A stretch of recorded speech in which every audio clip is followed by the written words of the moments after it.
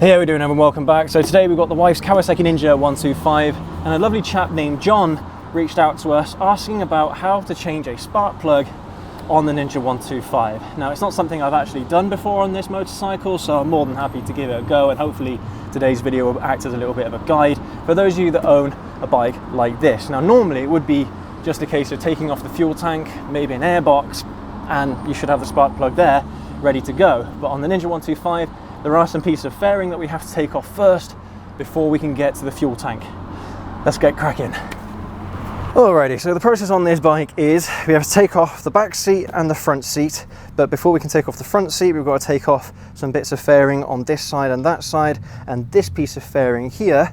Then we can get the front seat off, and that should give us access to the fuel tank. And then from there, well, I mean, looking inside the bike, looks like the spark plug is just exposed. If I can show you, maybe you can't see it, but where my fingers are, it's just above my fingers here. So we might not have to take off the airbox to reach the spark plug, but yeah, let's get started taking off these back pieces here. Not sure why Kawasaki in their infinite wisdom thought it was best to hide the bolts of the front seat underneath this fairing, but you know, it is what it is. But it is a bit of a pain because on most bikes it isn't this difficult. Or I say difficult, it's not difficult, there's just more steps to getting the front seat off. And this is, by the way, what you'd have to do as well to get the battery out. So once again, another very interesting design decision from Kawasaki, but I don't know, the bike looks nice, I suppose, so I can't really complain too much, but I do wonder how much the design aesthetic has impacted the, I don't know, the ease of which you can get the fairing off of this bike and get access to things that, well, you'd have thought would be fairly simple and straightforward. Right, so there's a couple of plastic clips underneath the seat as well. 1 and 2. These just come out. So there's 2 screws to remove, and there's 2 of these here as well. 2 of these little plastic clips that just come right out. I mean, it would be nice if they were screws as well. There you go, what we're gonna do, eh? Now this should just pull off. Let's make sure I've not forgotten anything. It's this thing, isn't it? You don't want to break these plastics getting them off, do you? So you do have to be gentle with them. But this should just come off. There we go. All right. There, so it should just come off like that, and it's the same on both sides. And then that gives us access to the bolts here to take off the seat.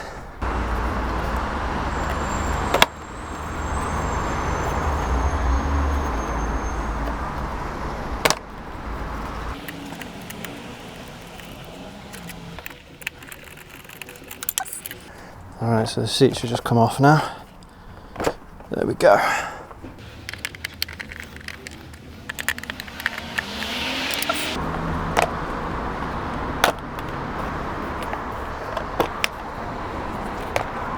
Oh yeah, and here we've got some relays, we've got the ECU, got the battery as well, which is an absolute pig to take out. You've got to take off this bit here before you can access the battery.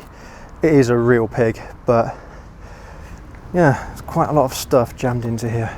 So this piece of fairing here should just be held on now with some like retaining clips.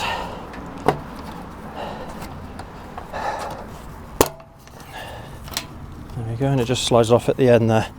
So there's 1, 2, 3 of these like little plastic kind of push pins, I suppose. Yeah, that go into these little rubber washers.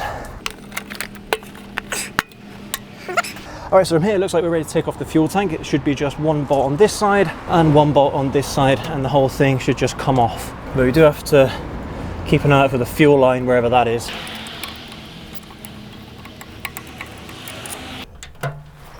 Okay, so there's a little green plastic clip. Here you've got to undo. And then the fuel line should come out. There are these lines here that need to come up and out. Okay, I can't really show you this, but there's a little like thingy on the end of this, what I assume is a breather tube. I'll show you once I got it out. Yes, this thing, this little breather tube you've got to take out first before these lines at the bottom here are free. There we go, and one electrical cable. Alright, so we've got to take this off from down the bottom. This is the fuel hose, the fuel line connecting to the pump, and this is the electrical connection to the pump. So you've got to take those two things off and this one at the bottom before the tank can come out. And it's held on here with, again, two of these rubber thingies, which is a little bit annoying, but just give it a bit of a pull back and it will come away nicely. Right, so here is where we have the spark plug, and here's the airbox, so we don't have to take off the airbox. That's great. Right, let's see if we have enough room to get to it, or if we have to take out this little air hose here, which maybe we do.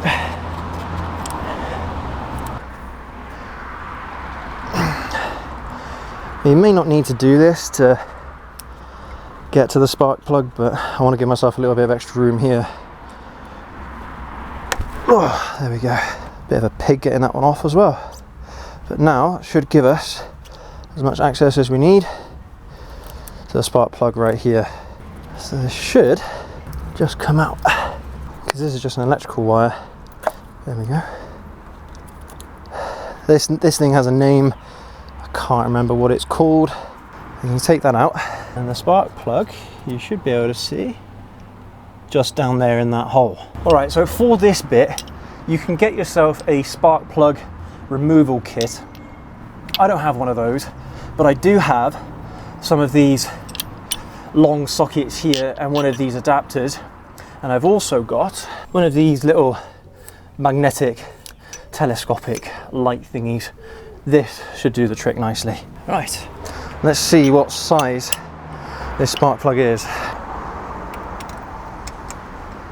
Okay, perfect. So it's a 14mm long socket that you need, and you're going to need something like this as well to reach all the way in there.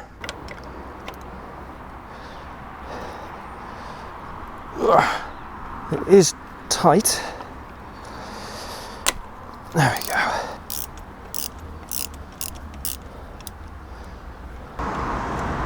Okay, that should be loose now. Yes, it is. And that's where this thing is going to come in. Way, there we go. And that is one Ninja 125 spark plug. So the markings on that there, just in case you wanted to buy one for yourselves. But there you go. And then from here you just get the new spark plug, drop it in there using this thing again, and start screwing it down, and it should be good to go. You shouldn't need anything on the spark plug either. No anti-seize or Loctite or anything like that. Don't worry about it, just chuck it straight in there. But yeah, right, let's get everything back together. All right, let's see if I can do this without losing anything.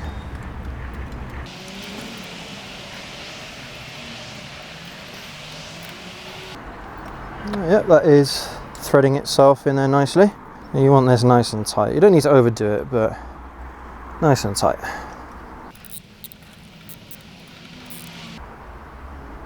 Alright, that should be good enough. Right, now we get the plug and push that all the way in. Good. Right, let's start putting all this back together, shall we?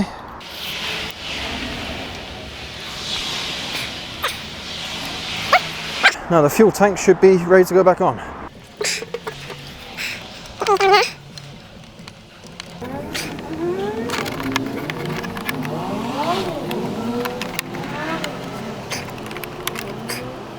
So the easiest thing to get on first, I think, is probably the fuel line. Get the hose, hopefully you guys can see that. Push it on, and then push the clip down, and this cable is for the pump. Just push that in there. There we go. Okay, now it should be ready to drop in place.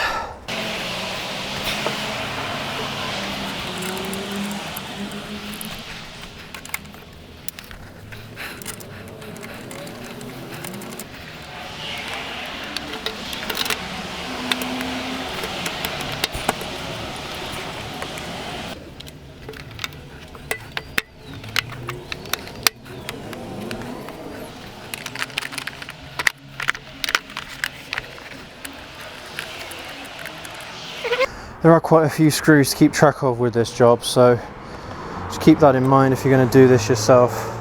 Keep track of where all the screws were that you took out and all that. I mean, I say a lot, it's about 10 screws, something like that. But yeah, it's something to keep in mind because I'm always losing screws and bolts. Or after a job, I got one left over at the end.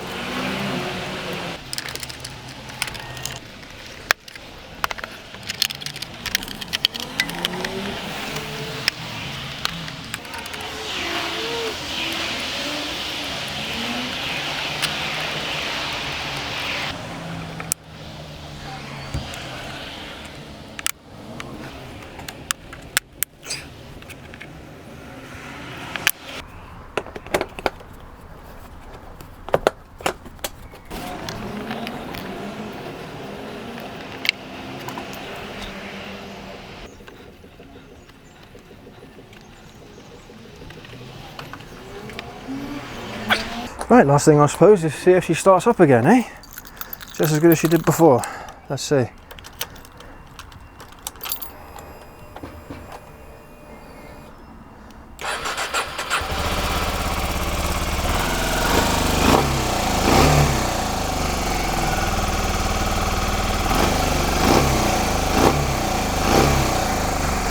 Yep. All sounds good to me, all looks good to me. There you have it, everyone. That is how you change a spark plug on the Kawasaki Ninja 125. I don't know what interval it needs to be done. Maybe 10, 15,000 miles, maybe a bit more, maybe a bit less. Check the owner's manual if it's for your bike specifically.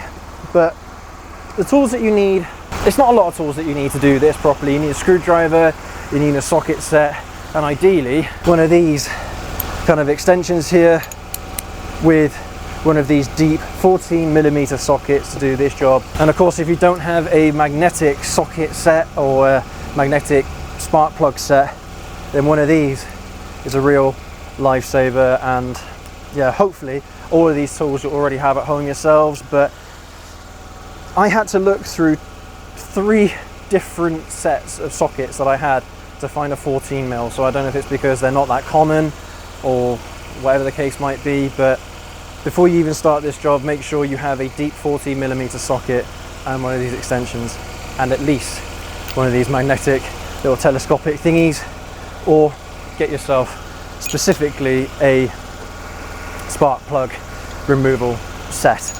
But maybe check to make sure it's one for bikes, because I'm pretty sure the ones for cars are bigger. If it's something that you want to do yourselves, then hopefully this guide has helped you out. But thanks again, John, for reaching out. Thank you all you lot for watching. Take care, ride safe, and we'll catch you all in the next video. Have a good one.